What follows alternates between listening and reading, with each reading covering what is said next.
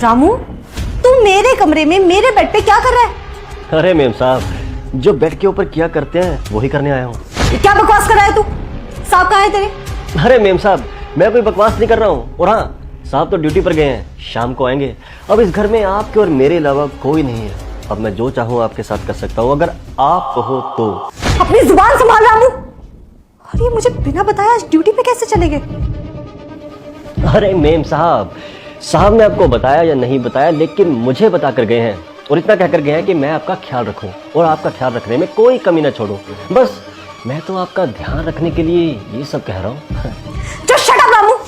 तेरी इन हरकतों के बारे में अगर मैंने तेरे साहब को बता दिया ना कि तू मुझ पे कितनी गंदी नजर रखता है, तो वो तुझे ऐसा सबक सिखाएंगे ना कि किसी के साथ भी ये हरकत करने से पहले ना आइंदा तू 100 बार सोचेगा। अरे मेम साहब, आप खुद सोचिए, जब मैं आपको खुश रखूंगा तो क्या आप अपने पति को बताओगी? नहीं ना। बस जब आप मुझको खुश रखोगी तो मैं भी किसी को नहीं बताऊंगा।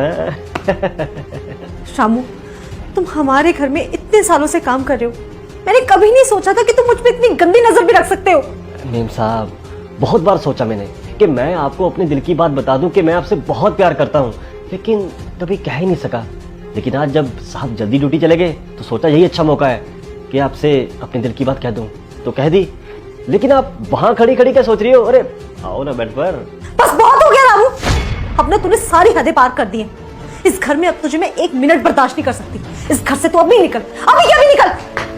निकलो, अभी क्या भी निकलो। रुको काजल, इसे घर से बाहर निकालने की कोई जरूरत नहीं है। इसने कुछ भी गलत नहीं किया है। तुम यहाँ क्या कर रहे हो? रामू ने तो बोला था कि तुम ड्यूटी पे गए हो, तो फिर ये दरवाजे के पीछे क्यों छुपे हुए थे तुम? और तुमने सुना नहीं क्या? इसने मेरे साथ कैसे बदतमीजी से बात की, मुझे अपने साथ बेड पे सोने के लिए ऑफर तक किया है इसने, और तुम कह रहे हो कि इसने कोई गलती नहीं की।